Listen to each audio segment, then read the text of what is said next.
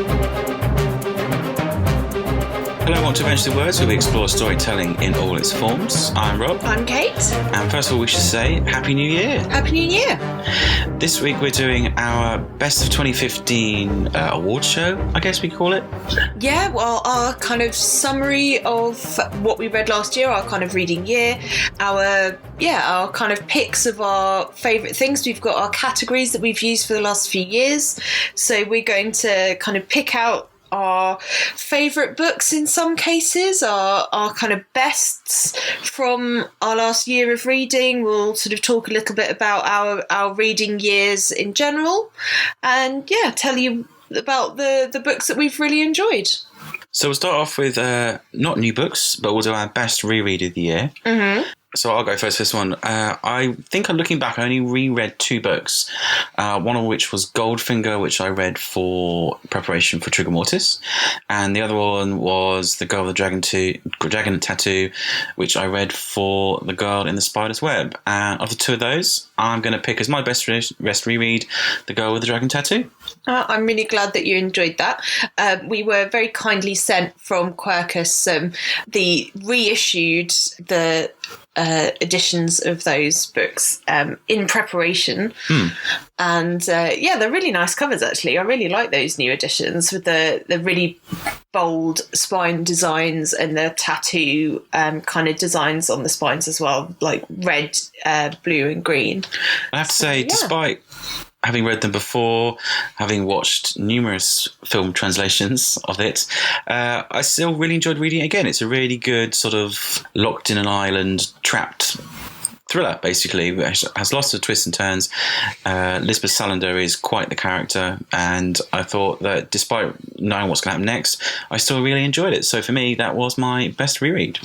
It has not been a year for rereading for me. It has been an incredibly busy year, which you might have gathered. So I don't really have anything for this category. I didn't actually meet my target that I set myself on Goodreads, although Goodreads has helpfully told me that I did read 68 books this year. Apparently, I read a total of, in those 68 books, 22,653 pages. And it tells me that my shortest book was The Fox and the Star by Coralie Bickford Smith, which had 64 pages.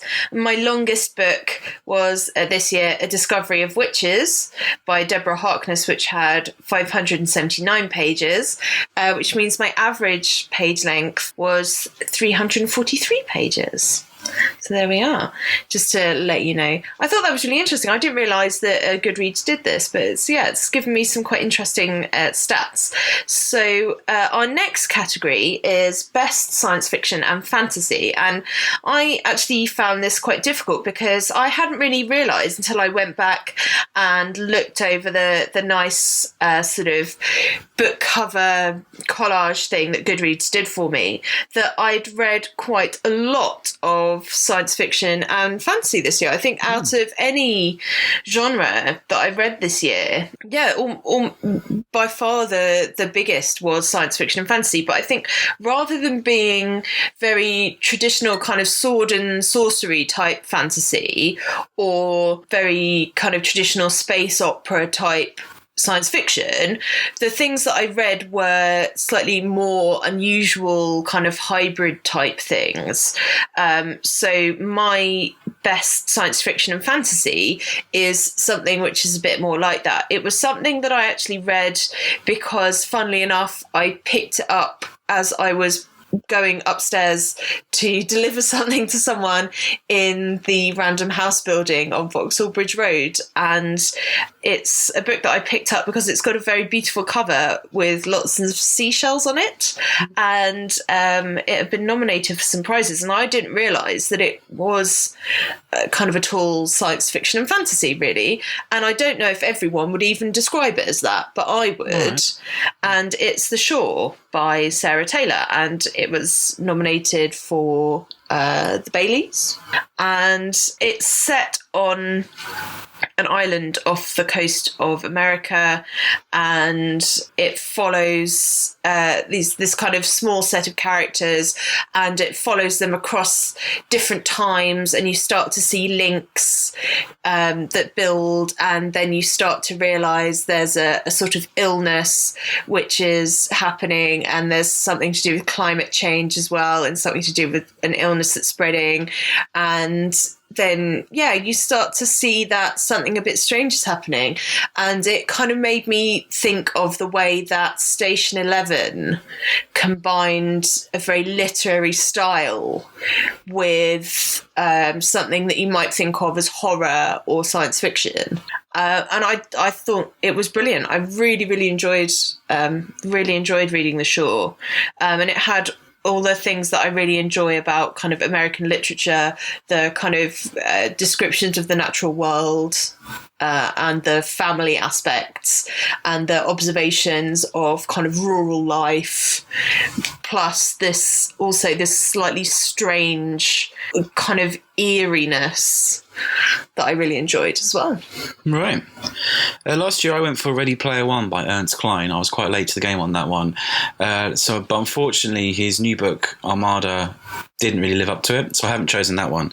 But for me, best science fiction fantasy was an author who I first read in university, and Neuromancer, which was quite not the easiest read for me, so I'm not actually that big of a science fiction reader. But I went for The Peripheral by William Gibson. A really good book. I like a science fiction book that has big ideas that you're sort of drawn into, and this one is set in sort of a future for us now, and then much further in the future of that. 2 different times, and it's in a world where in the most closest to us, Flynn, she thinks she's playing a video game, and her brother's involved, and they're slightly involved in the periphery of the drug trade. But it turns out that when they're playing this video game, they're actually controlling objects that are taking place in the far distant future. So it's this sort of almost a bit like Avatar-y sort of thing, where you're being projected into another body, projected into another time, and it was interesting. It had an interesting, lots of concept. It got me thinking. It's quite fast paced. And I think I was, after that, I want to, going back thinking about it now actually, I definitely want to keep reading some more William Gibson. It's a nice ideas book, a nice what if book. Right, after that, we've got our best mystery thriller of the year. So I was kind of torn with this. There were, again, quite a few things that I could have potentially put into this category. I'd read, funnily enough, quite a few young adult books that could have fitted into kind of mystery and thriller category. Some of the things that I read really early on in the year, The Door That Led to Where by Sally Gardner, No True Echo by Gareth P. Jones, both kind of mystery thriller, The Perfectionist by Sarah Shepard. Lots of things that are kind of mystery thriller type idea.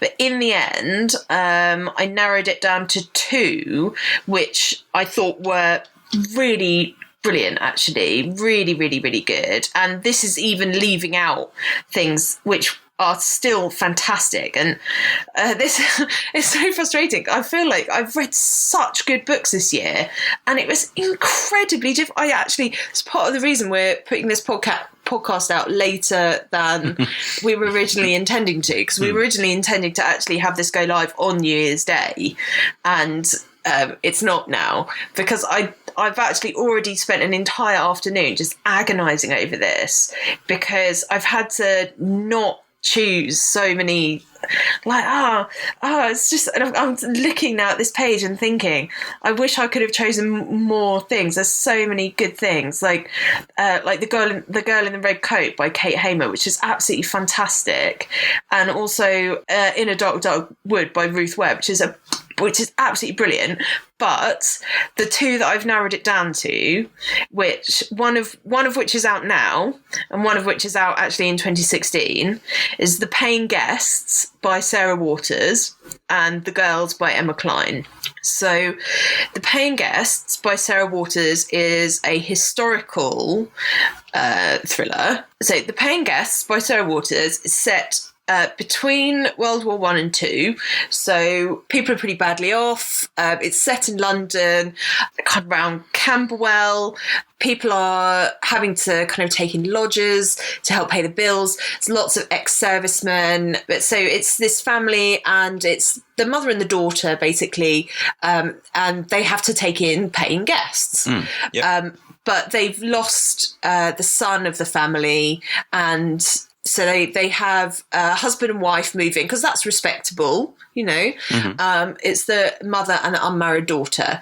And what then happens, however, is that the unmarried daughter begins a very intense friendship with the wife of this couple, but also the husband of the couple seems to possibly be a bit shady, and odd things start to happen, and then he becomes involved in an incident. Right. And I won't give away what happens, but a mystery develops, basically, and the police become involved and so on. And I just thought the relationship between the two women was portrayed in such a brilliant way. And if I haven't read, this is my first Sarah Waters, but if you have read previous Sarah Waters, then you might be able to guess the kind of thing that happens with the two women. But that's fine. But if you haven't, it doesn't matter. And I just thought it was written about in such a fantastic way that it's, you know, it's just really good. But also the way that London at the time is drawn, I thought was so brilliant. And then it's quite fun seeing what is still there and what isn't. But the mystery aspect of it as well is really good. The kind of who done it stuff, or the kind of why done it almost. That aspect of it is fantastic, and you're really biting your nails at times. Yeah, I thought it's really gripping. And then The Girls by Emma Cline, disclaimer, is published by Chatto. No, that's my choice. Never mind. Haha. But that's actually not out until June next year. But I had a proof copy so I could read it early, but I've mentioned it before, but it's based kind of late 60s, early 70s. It's young girl, she's kind of 14 or so. It's the summer holidays. Her parents aren't paying her any attention. She's basically left to kind of run wild. She's bored, she's disaffected, and she just sees suddenly these girls who don't go to her school. She doesn't recognise them. There's just something different about them. Her attention is drawn to them. They're dangerous, they're unusual, and she's just sort of, she's drawn to them. There's some kind of magnetism there.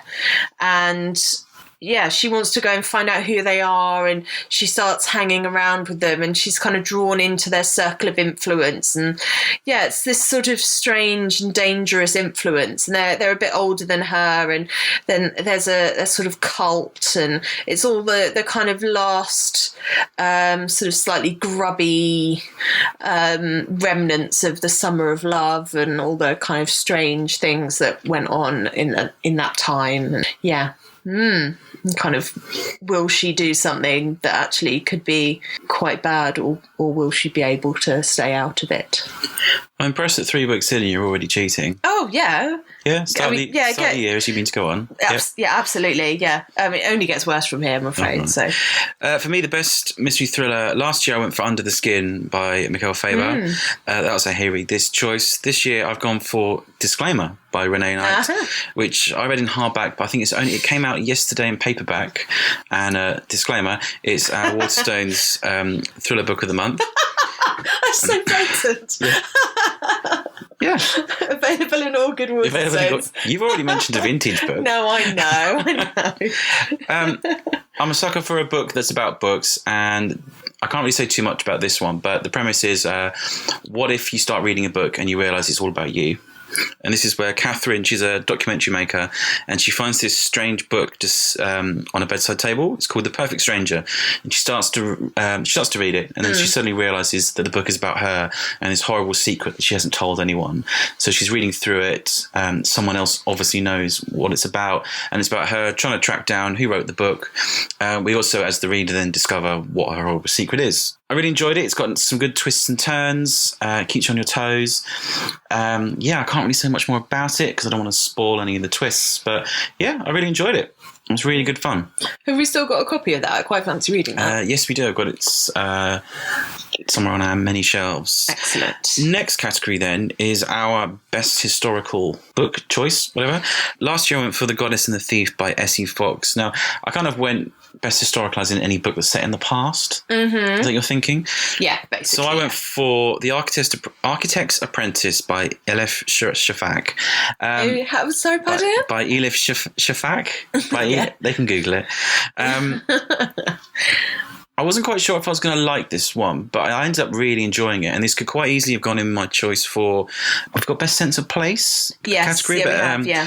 The sort of story goes, it's Jahan he's a boy. He's set in 16th century Istanbul, and he's a stowaway. But his job is to deliver an elephant to the Sultan. Mm-hmm. So he sort of takes the elephant as a gift. And what happens then is you kind of follow him throughout his life. He ends up becoming the architect's apprentice that is mentioned in the title. Yeah.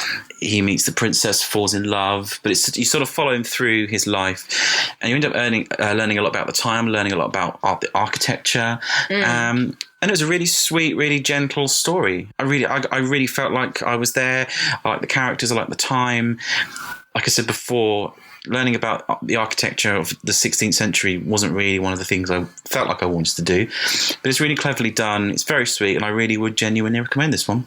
What about you? Well, I have gone for 2, but it could easily have been more because it's not.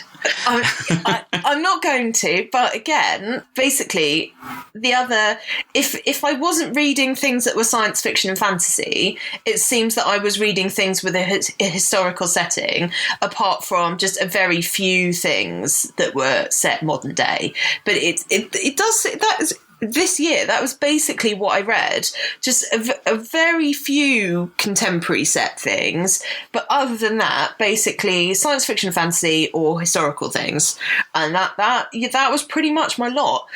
But with incredible restraint, I've whittled it down to 2. So my best historical novels were either, and I mean these are very good, either Life After Life by Kate Atkinson or A Place Called Winter by Patrick Gale.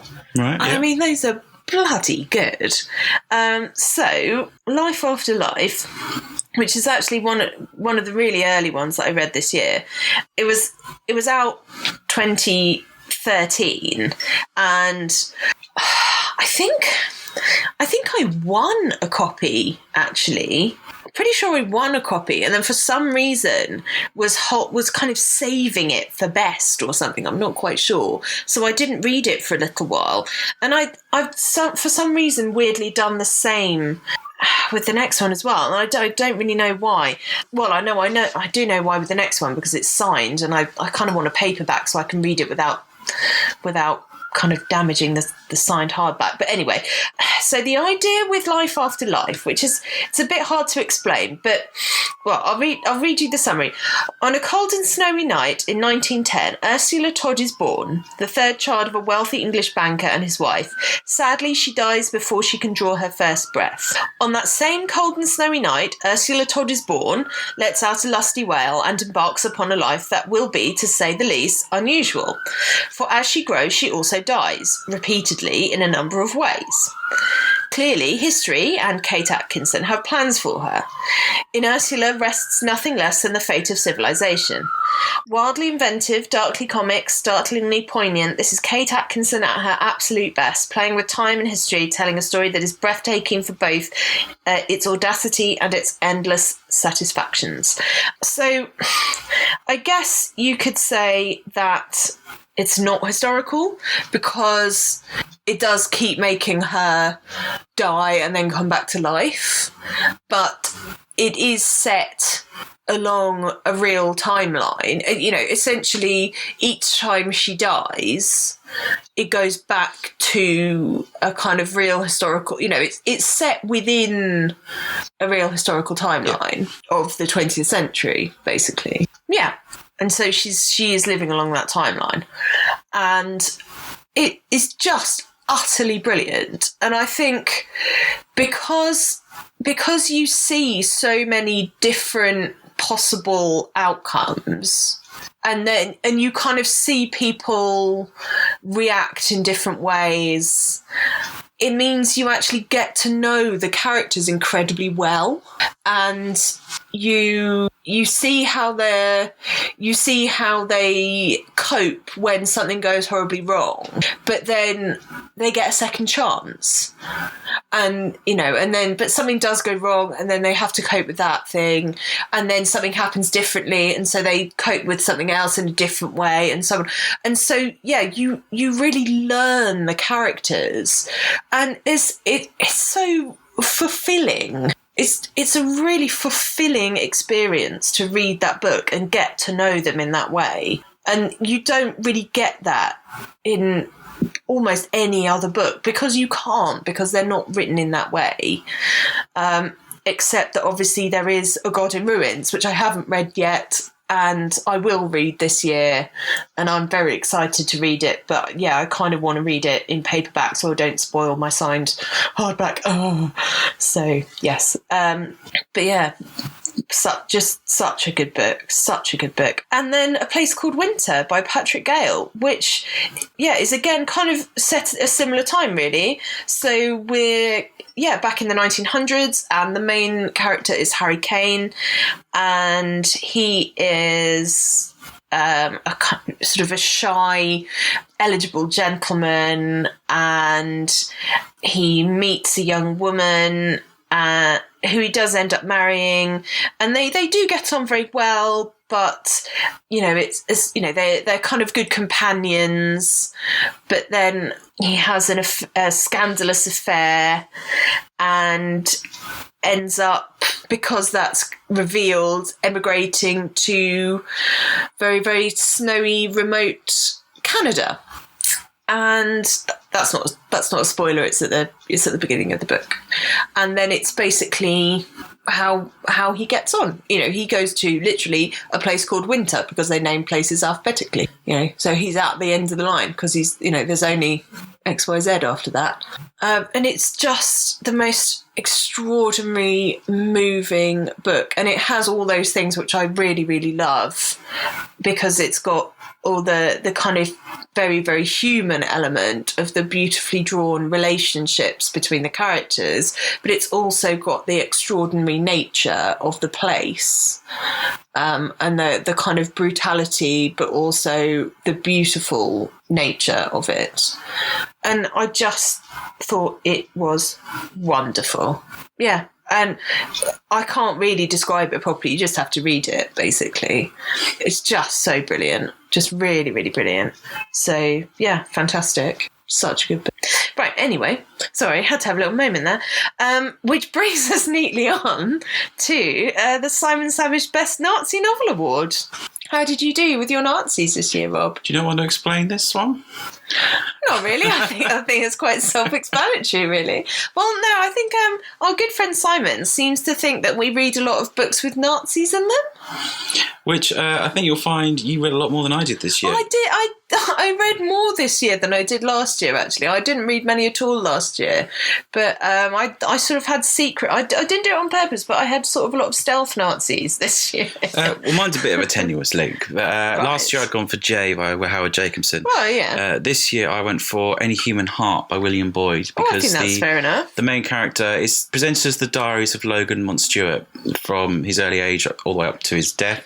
And basically I chose this one because he fights in the Second World War, which had Nazis in. That's all right. He doesn't actually involve... He's parachuted into Switzerland at one point and captured, and then he meets characters, obviously, who fought in the war. Ian Fleming is one of them. I'll go on to this one later on, but I really enjoyed it. But that was... Going through my list, that was the only one that I did read this year that I can remember. You see, I could have had... I had a few, actually, that I could have picked. I mean, obviously... Quite a few in the right sort of historical times, but I went for The Earth is Singing by Vanessa Curtis, which is actually written from the point of view of Hannah Michelson, who's a 15-year-old Latvian Jewish girl, and she is... Yeah, basically, she is taken to a concentration camp, and the idea is it's kind of all written from her point of view. And The Earth is Singing it's the stories of the people who died. It's like it's the stories of the people from their graves sort of being finally told. A bit depressing. I think it was very well done though. But yeah, it's a young adult book, but I certainly wouldn't recommend it for younger young adults because it's pretty full on. Yeah, it doesn't pull any punches. But very well done. It's Goodreads is not known to hold back, and it's got a 4.21 star average rating. 0.21, right? Well, it's an average, but that means that there's quite a few people who've actually rated it 5 out of 5. Yeah. So that's pretty good actually. So yeah, The Earth is Singing by Vanessa Curtis. So a lot of people don't know about sort of the Jewish people in those kind of Eastern European countries and what happened to those people. So then, just the one. Yeah, just went for that one. Next, we've got 2 best comic novels. So I went for the one that was the most entertaining, the one that made me laugh, which, funnily enough, is actually a graphic novel.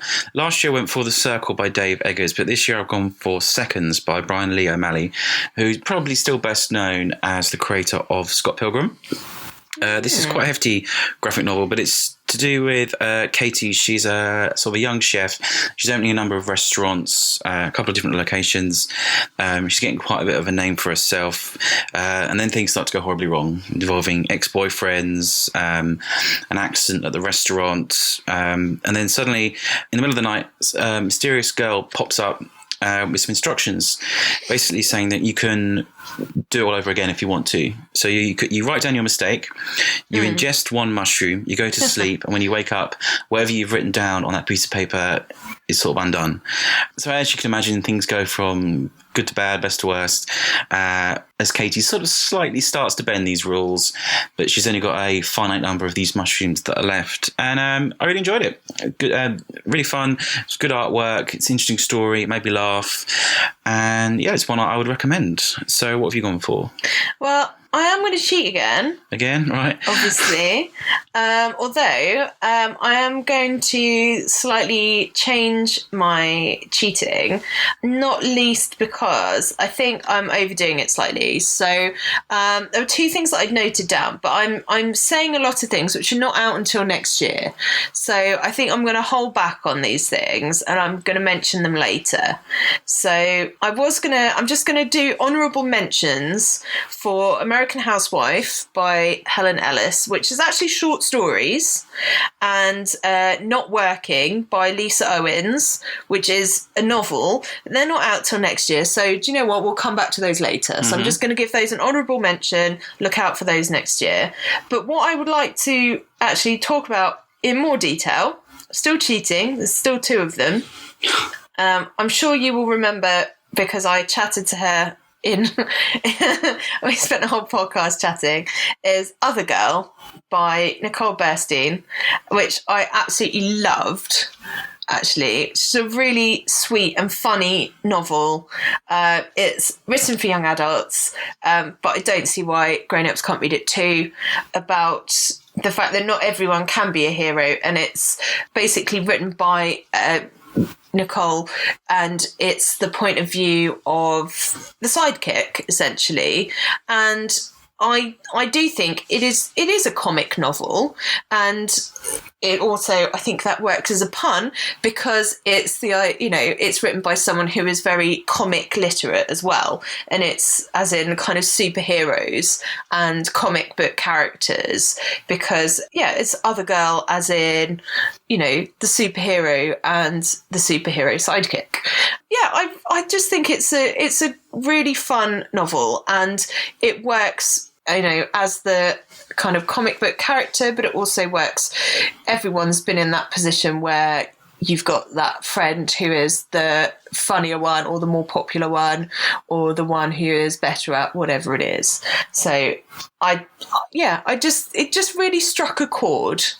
And it did make me laugh, and it made me nod in recognition when I read it. And I think it is a comic novel, and I think that's a good thing. And then also Remix by Non Pratt, which I think is a comic novel. And it has got sad bits as well, but then I think it is funny too, which is, again, young adult. It's set over a weekend at a music festival, and Remix is the name of the music festival, but it's also kind of hinting at the way that friendships sort of can very quickly realign, and that was something that I thought was quite nice about this book, that it's not so much necessarily about relationships, that it's actually, again, friendships, which are at the heart of it.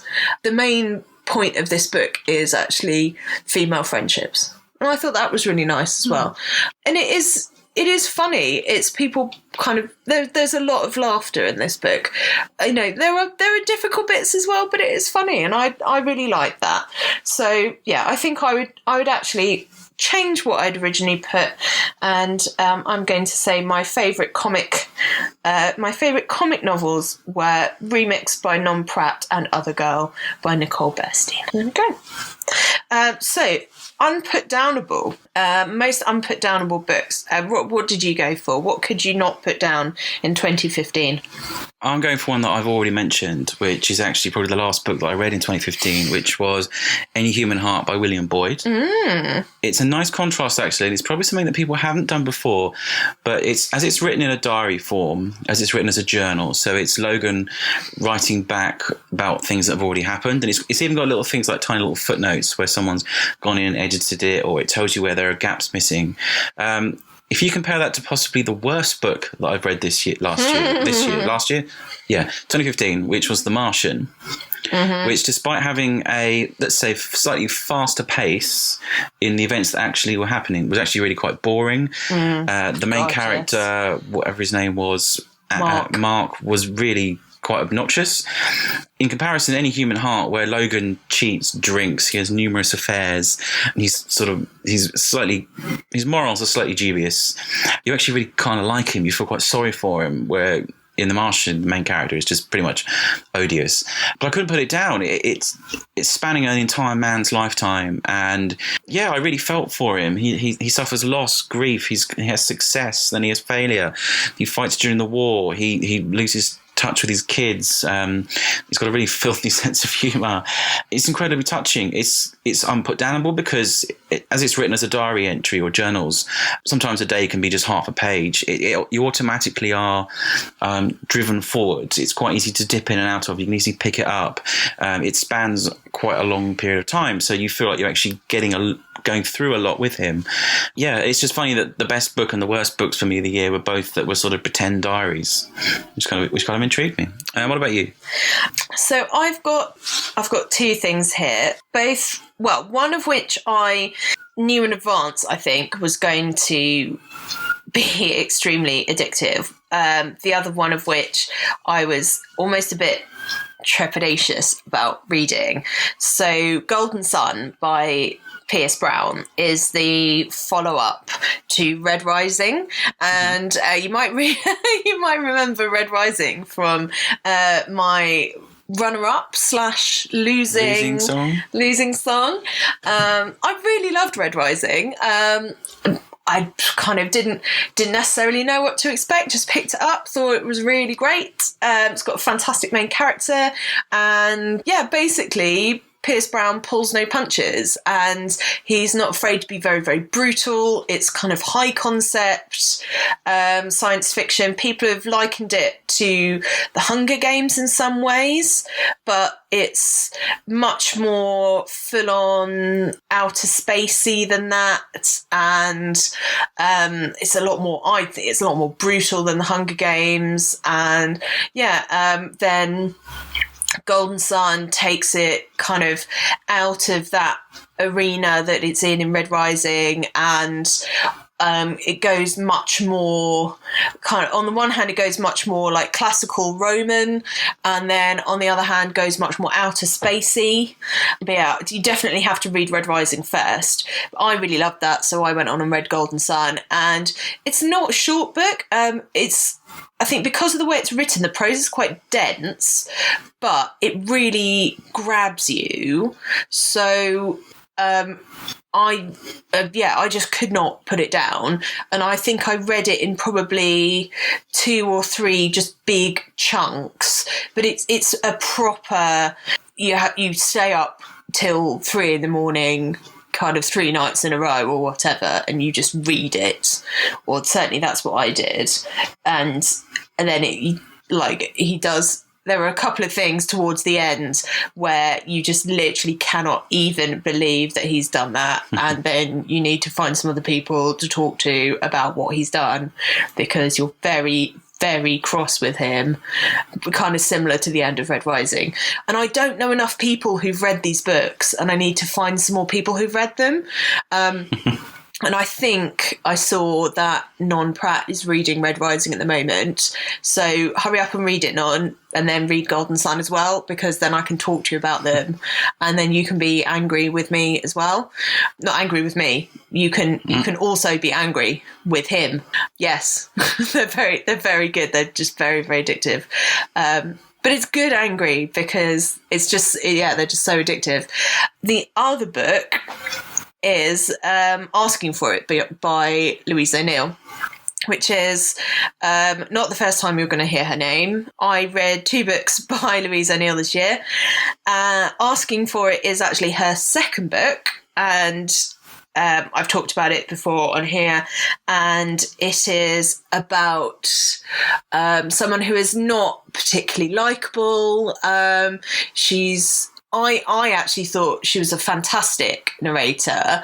I didn't necessarily find her particularly unattractive as someone to read, to have as your narrator. But just generally, she's not well liked kind of in her village and so on. I actually quite enjoyed her as a narrator personally. Don't know what that says about me. And for a number of reasons, she ends up deciding to get really drunk and takes drugs, and something really horrible happens to her. And then, as the title suggests, people say that she was asking for it. And then as the book carries on, it's kind of the fallout of what has happened to her.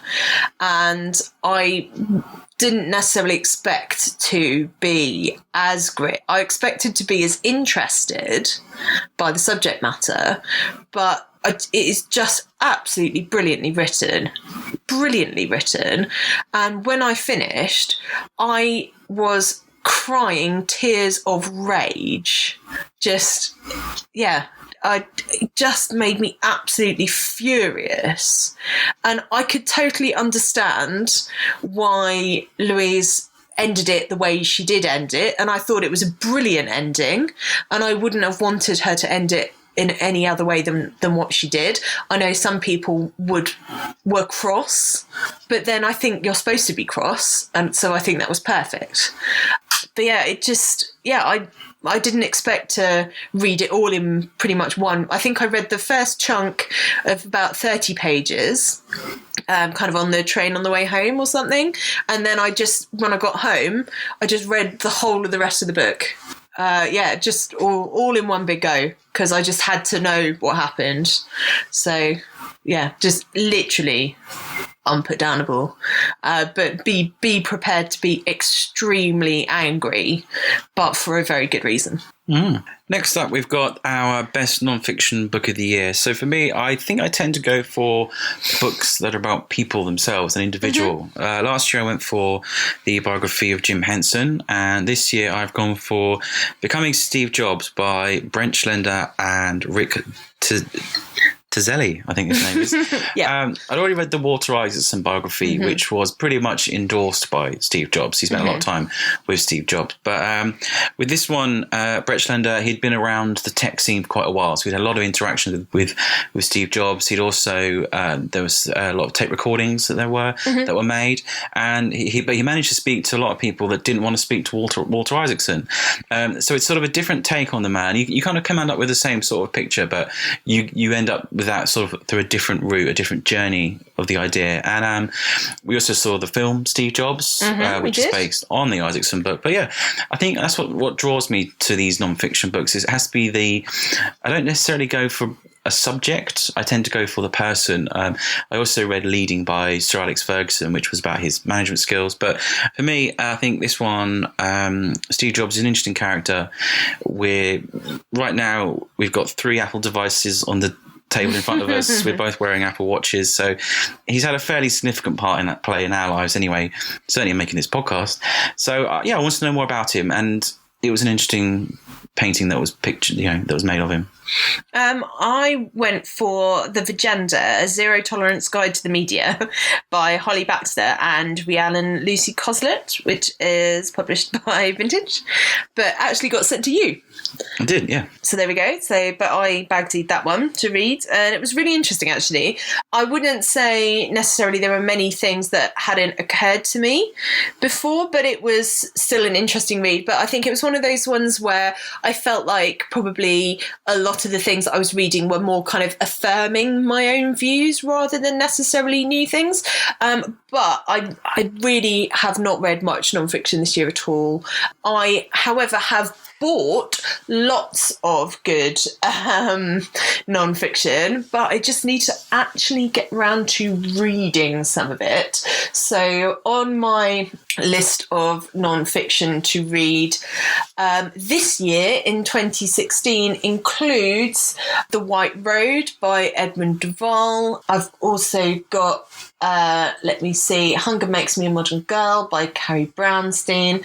I've got I Call Myself a Feminist to read as well. I've got lots of really interesting kind of feminist literature to read. So that's kind of going to be one of my. I'm not going to make any exact resolutions, but one of the things I am going to at least sort of think about doing is to read a bit more non-fiction. Try and get that into my reading diet. So our next category is Best Sense of Place. So what did you go for? Last year I went for Barcelona with The Angel's Game. This year I've gone for The Spring of Caspar Meyer by Ben Ferguson. So we have actually done a whole podcast, a whole conversation with Ben as part of the Leipzig Book Festival. These could have sort of snuck into the Simon Savage Best Nazi Award. But I went for this one because it's a really good sense of space, place and space. It's set in just after the war in Berlin. So there's a lot of rubble, a lot of desolation, and people are sort of struggling and holding on to survive. And it is about Caspar Meyer. He is German. He sort of makes a living working on the black market. So a lot of deals, a lot of danger that's involved in his life. And the story revolves around when a young woman called Eva knocks on his door, and she's looking for a British pilot. He's missing in the city, and basically she asks him for help, and he kind of goes off on there. You get a real sense of place, the sense of desperation that's there. Very little. They're lucky if they have running water and electricity at times, and everyone's on the lookout for danger and deceit. And I really felt like I was there. It's incredibly well written, incredibly moving. And if you want to hear more about it, you can hear Ben and I in conversation from earlier in the year. What about you? So there's one that I've picked, which is In the Unlikely Event by Judy Blume, and this is set kind of just outside New York, basically. I guess it's kind of like New York State, effectively, and it's not necessarily as specific as New York, but it's more like the time and place. So just sort of being in those streets, being in those houses, and being in that community. I think I had a real feeling of being there. It's kind of the Jewish community, and Judy Blume, I think, is much more known for her, for being a kind of young adult pioneer, basically, kind of in the 80s. And I didn't really read any of that. So this is my first Judy Blume. But I really, really enjoyed it. And this is looking back to, I guess, 60s. And the book jacket for the book kind of gives away that it's to do with aircraft. And also, In the Unlikely Event is how they begin the safety briefings. If you remember, if you're on an aircraft, they say, in the unlikely event of so it's something to do with that. But I won't say any more about it. But the book is all set with the sort of various families who live in this community, and they are living under the flight path of the airports who fly in and out of New York, basically. But they're specifically these almost all Jewish families, but there are also some Polish people who live there as well, and some Greek people. And it's basically kind of this, again, American family drama. I'm reading a lot of these. There's sort of some common themes here. But when I was reading it, I had such a strong sense of this particular place, this particular community, the shops, the streets. It was just so brilliantly picked out. Really brought it to life for me. I felt like I could have drawn you a map. And then, funnily enough, the other thing that really stood out to me, maybe for an odd reason, is After Me Comes the Flood by Sarah Perry, where I think people might think this is an odd choice for sense of place, because the main character actually gets lost when he's driving to his brother's house and ends up in this house. And it's kind of baking hot, and there's a drought, and he ends up in this kind of country house off down a road somewhere, and he's not really meant to be there, and he pretends to be this person that they're expecting, and it's almost a bit like kind of this strange fever dream. But reading it is also like kind of being immersed in this dream, and it does sort of absorb you into this place. And I could really imagine it, this sort of strange old house, and the kind of big stairs and the rooms and the gardens and the greenhouse. And it's described sparingly, but with just the right amount of detail, so that you can create just enough for yourself to make it work. And I just think it worked so brilliantly, that it's strange and eerie and weird, but it just really, really worked for me. I just got the most wonderful sense of place. And yet, maybe it's just me. Maybe I just spent a lot of time wandering around big old country houses with my parents when I was small, but I don't know. It just really, really worked for me. I thought the description was wonderful. So there we go. After Me Comes the Flood by Sarah Perry. That was really good. So our next category is most manipulative, which could sound bad, but I think actually can be. I quite like being manipulated by it. I like being made to have all the feels, or it can be a good thing. So I mean, we've talked about this with regard to Gone Girl and so on before. So, what did you go for? Well, like last year, I went for Gone Girl by Gillian Flynn, and this year I've gone for her next one, which is The Grown Up by Gillian Flynn.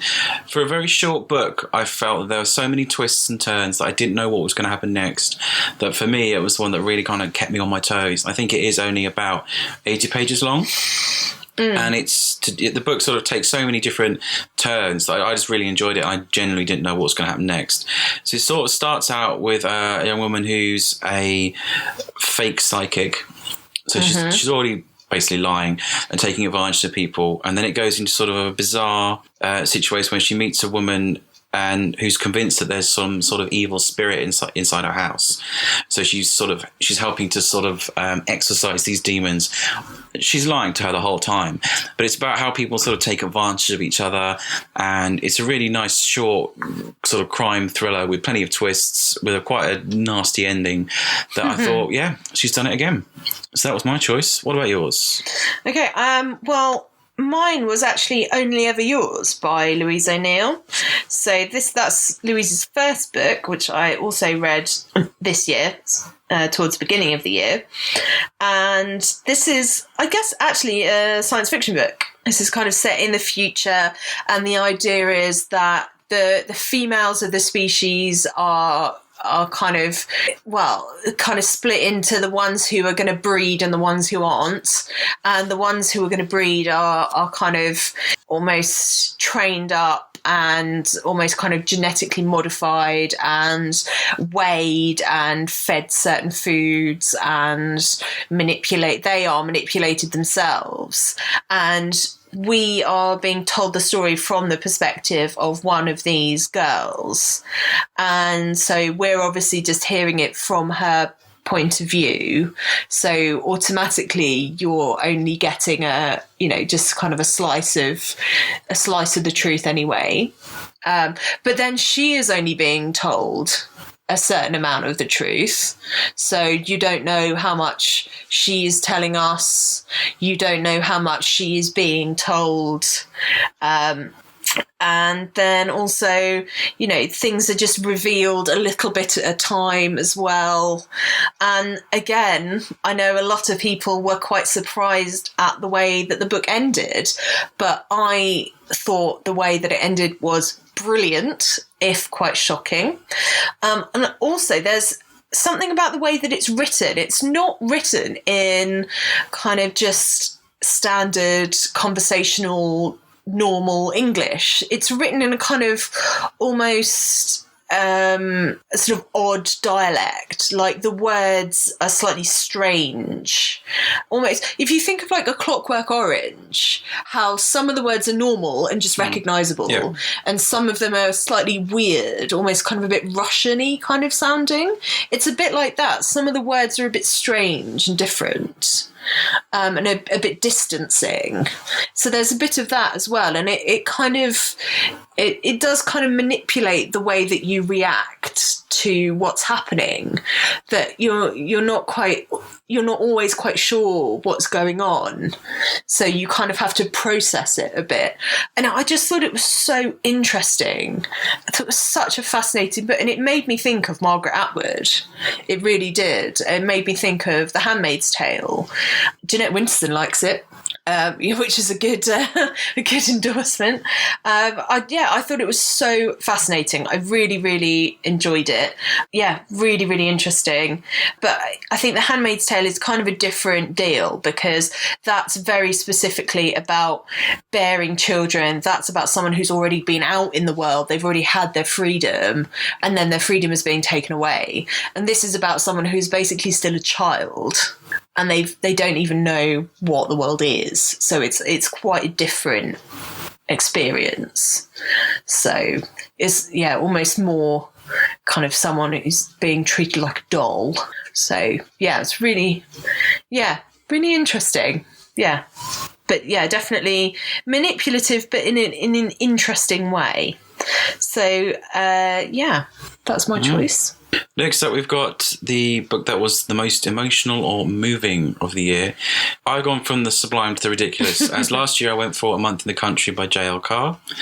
And this year I've gone for A Little Life by Hanya Yanagihara, which made me both upset and angry at the same time. If you want to listen to a sort of a more in-depth conversation after you read the book, you can go back and listen to the Here Read This special that I recorded with Simon. But this was a book that I thought I was starting off to enjoy really well. It certainly has some very emotional moments, but then unfortunately by the end it sort of all falls apart. Made me a tiny little bit angry. A tiny bit. Well, I've mellowed in my anger. I think if you listen to the recording, it's not the punch up that people possibly were expecting between Simon and I, who is a big advocate for this book. But I think I'm not angry, I'm just very disappointed, because it's a bit of a mess. It's not brilliant, but it certainly was emotional at times, and it moved me to anger. So that ticks both those sides. What about you? Okay, so my big recommendation here in terms of an emotional moving book is The Followers by Rebecca Waite. So this is out now. This is published by Picador, one of a number of things that I've picked actually, which is a Picador book. And this is the story of someone who is kind of sucked into a cult, actually, hence the thing about The Followers. And the cult is kind of based on the moors of northern England, and it's sort of about, well, the main character is Stephanie and her daughter Judith, and it's about whether they'll be able to sort of survive there or whether whether they won't, basically. And it's fascinating and also terrifying, because in some ways the people there seem lovely and caring, and in some ways it's also just the most incredibly sinister thing, that they can seem genuinely wanting to help, and then just how damaging. I've read quite a few things to do with cults, actually. The girl in the red coat has got kind of a cult thing going on. The Followers has got a cult in it. The Shore has got almost a kind of cult thing, and there's a whole kind of cult. The Girls has got kind of a cult thing going on. It's obviously a bit of a trend at the moment, cults. But there we go. Just a top tip for anyone there. But yeah, I thought that was it. Absolutely fantastically, but it's just kind of pretty chilling, actually. Very interesting. But also kind of an honourable mention for a sort of young adult book called The Accident Season by Moira Fowley Doyle, which is the idea is that kind of in October time is known as the accident season in this person's Kara's family, and as long as she can remember, towards the end of October, sort of relatives in her families have died. Her family becomes strangely accident prone. Knives get locked in doors. Strange things happen. Edges of tables get covered in padding. Is it some kind of curse?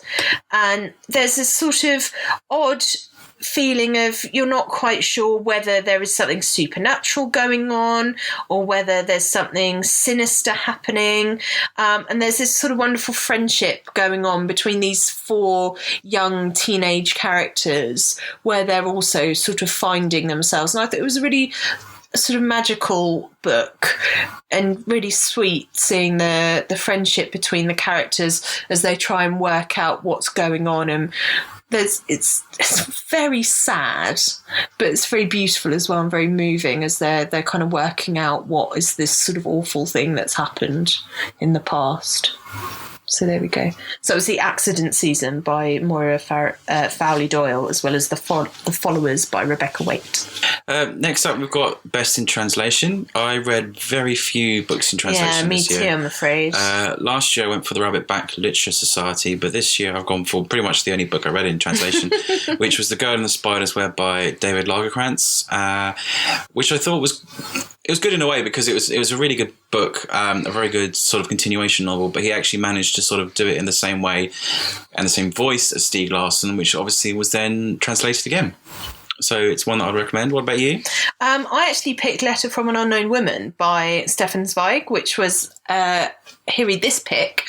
And that's a book of short stories. And I really, really enjoyed that. I think I probably enjoyed it more than a lot of the other Here Read Thises did.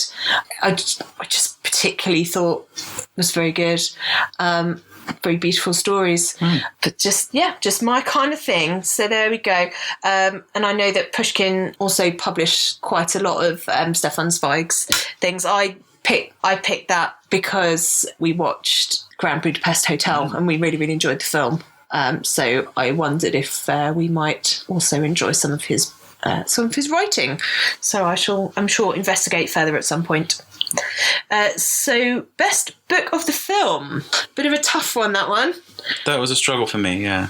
What did you go for? I did a slight cheat. I actually picked Only Ever Yours by Louise O'Neill because I know that she has sold the film rights for that one. So it is going to be made into a film.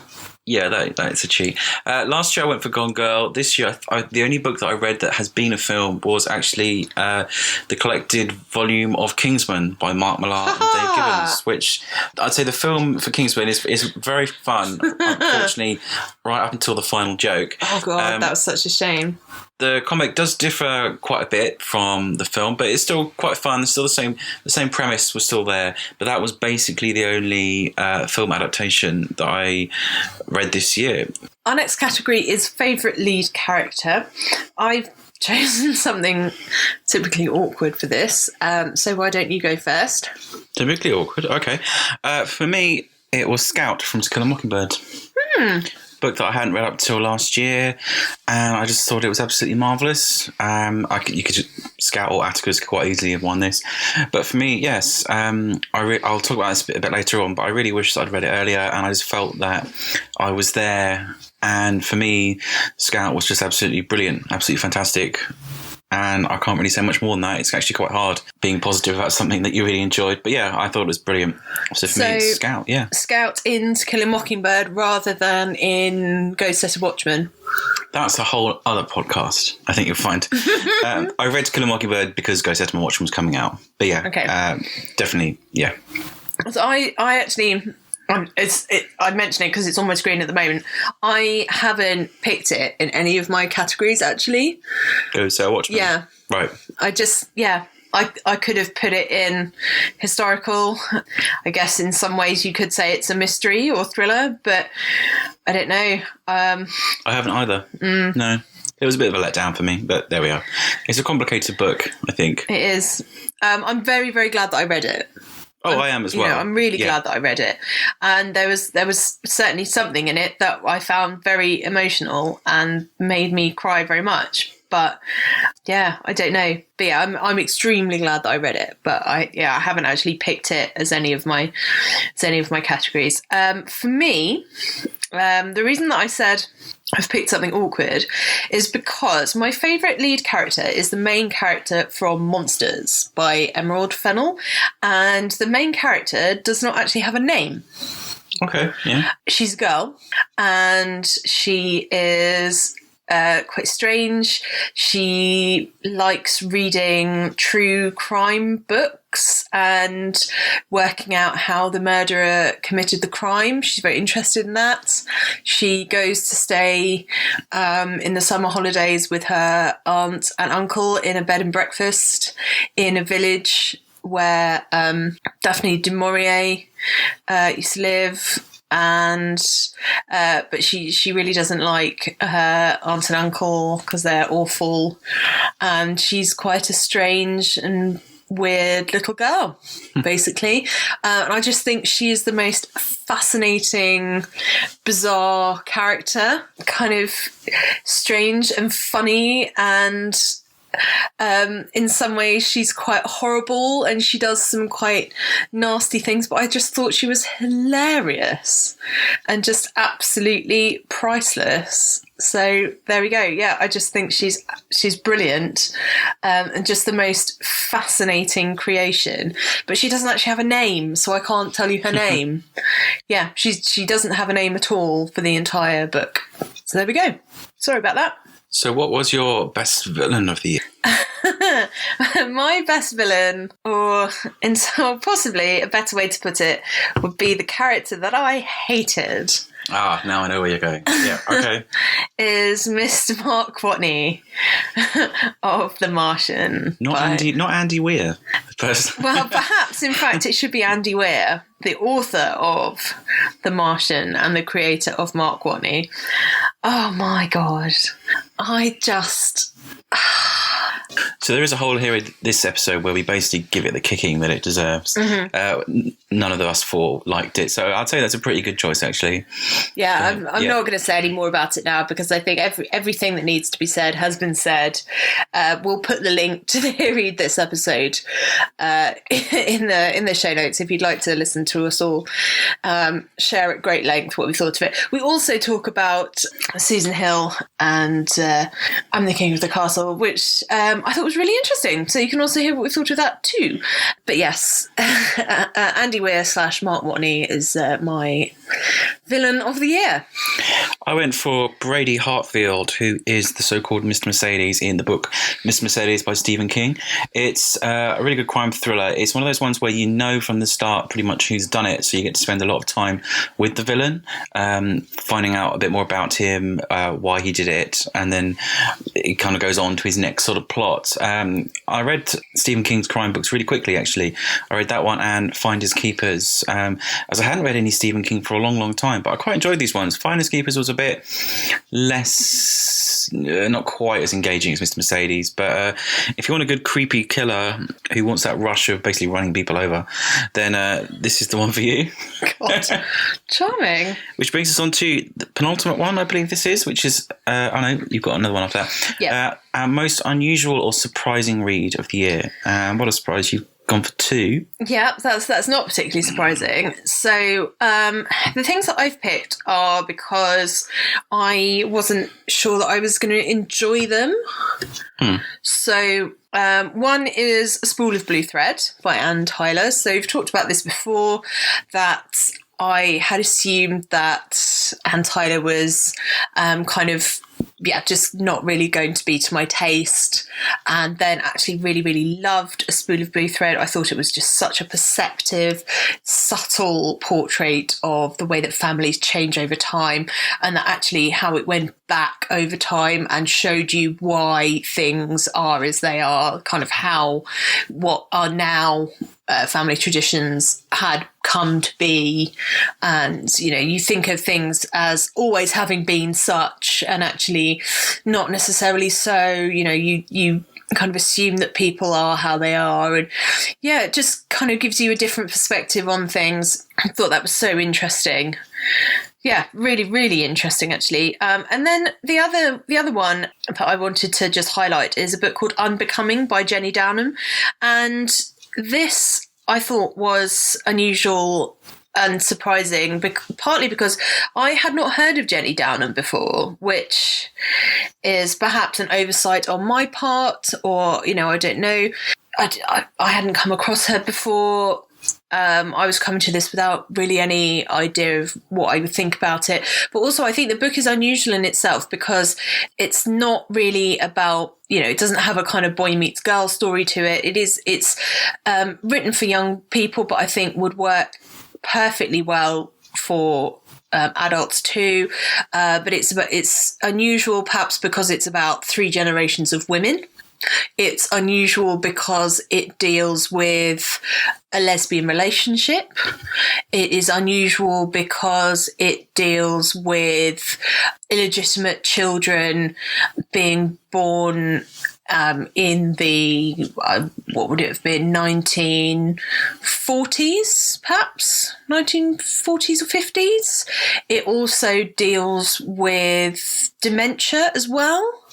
So it deals with a number of different issues that you just don't often have dealt with and especially not for a younger adult audience.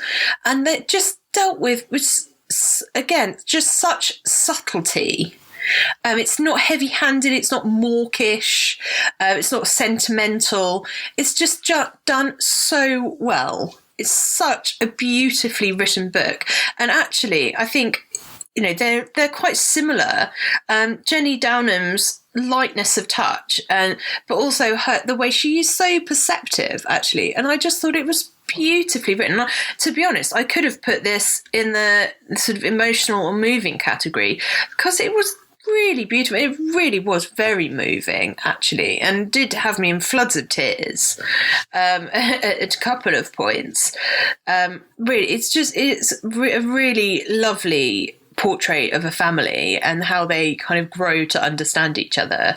And yeah, I didn't have any particular expectations of it, and I was really surprised by how much I enjoyed it. So yeah, 2 big recommendations from me. So if you didn't think you were the sort of person who would enjoy Anne Tyler, definitely give a go to A Spool of Blue Thread. And then, yeah, just a general recommendation. You might not have heard of Jenny Downham, but yeah, give that a try. I really, really enjoyed it. We have also mentioned in the past, just sort of said, a sort of mention for authors who've passed away. And in 2015, one of my very favourite authors sadly passed away, Henning Mankell, who's had been suffering for a while with cancer. And probably he's known best for writing Wallander, sort of Swedish detective story, although he has written other things as well. But I was a huge fan of Henning Mankell's Wallander books, and I think I do have the last one left to read, and I've sort of saved that because I knew it was the last one. So yeah, it was very sad news, and I think I was actually in the office when we got the news, and it was quite unexpected because I think people thought that he was actually a bit better. Yeah, so his editor and publicist were there, and I think we were quite shocked. So yeah, it was very, very sad news. But his last book, which is actually about sort of coming to terms with not being well and coming to the end of his life, is out next year. So that's his very last thing. But just wanted to mention that. It's very interesting, very good man. Yeah, sad to say goodbye. So there we are. So on to our... Well, we've actually skipped one. I didn't mention my most unusual or surprising. Oh, sorry. No, that's all right, don't worry. Last year I went for a rather unusual book, which was The Rorschach Texts by Stephen Hall. Absolutely bonkers, but brilliant. I think it's the easiest way of saying it. For me, the most surprising one was one that I picked for Here Read This, because I realised for such a well-known story, I didn't actually know anything about it. So I've gone for The Invisible Man by H.G. Wells. I mean, if you sit and think you know what the idea is, you think you know what the premise is, but the actual story of what happens was completely unknown to me. And that was very surprising, and I think we all really enjoyed it. Especially how sort of kind of creepy it was, but sad at the same time. A really good slice of some old school science fiction there. So that brings us to our last choice, which is our book of the year. And I can see your list and I can see mine. It's both books that we've already mentioned. Yeah. Who wants to go first? I will go first, if that's all right with you. So it was incredibly difficult, actually. Incredibly difficult, because I've read some really, really good things, and I did have to really think very hard. There were certain things that stood out as I was going back through, and I think I got it down to just a few asking for it really, really stood out. There were a few that just, that left me with that real impact. After Me Comes the Flood, A Place Called Winter, The Paying Guests, all, really stayed with me. But in the end, the one that I've just, the one that has just really, really stayed with me. And it shows, because I'm so excited about reading the next one, is Life After Life by Kate Atkinson. Actually, I just thought it was extraordinary. And just something about the way that she's drawn those characters and the structuring. And it's such a hard thing to do, to make that all work. And she really did. And I've heard people say that A God in Ruins is even better, which seems impossible given how good it was. So, I'm quite excited to give that a try. My book of the year wasn't Go Set a Watchman, but it was To Kill a Mockingbird, one that I discovered this year. And it's one of the few books where I've read it, thoroughly enjoyed it, but I've also felt a slight sense of regret in that, why haven't I read this book before? Why didn't I read it when I was at school like other people did, when I was closer to Scout's age, and the sort of the sense of wonder and curiosity that she has. And I thought it was beautifully written. As I said before, Go Set a Watchman wasn't the same book. It's a strange non-sequel or prequel, and it didn't really spoil it, To Kill a Mockingbird, for me. And I thought that her and Atticus and everyone else, Jem, were just fantastic, and I fell in love with the book. And like I said, I wish I'd read it earlier. I actually feel like I've missed out all those many years having that book. I'll happily go back and read it again. So that was it for me. Quite an old book, but it was one that I discovered last year and was by far the best book that I read. So there we are. Quite a long podcast from us this week. We'll talk next week about our reading resolutions. I know I've already said I'm not exactly going to make resolutions as such, but I'm sure we'll have some ideas about what we want to do differently or do better, or things that we're already looking forward to. But in the meantime, if you want to tell us what your books of 2015 were, or if you want to get in touch and let us know if there's any of our picks that you've read and what you thought of them, there are numerous ways in which you can do that. You can email us, contact@adventureswithwords.com. You can leave us a message on our Facebook page, which is facebook.com/adventureswithwords. You can go to our website, adventureswithwords.com, and leave us a comment underneath any of our posts. You can tweet us @wordadventures. You can obviously leave us a review on iTunes, and we'd very much appreciate that if you wanted to leave us a nice review. Is there anything else they can do, Rob? We're on Instagram. We are indeed. We haven't posted much lately, but we'll try and post some more. Tumblr as well. So we've pretty much got them all covered. I think we're there. So that's it for this week. If you'd like to follow me during the week, you can follow me on Twitter and on Instagram @RobJilver. And if you want to follow me during the week, I'm on Twitter and Instagram @magic_kitten. See you next week. Bye.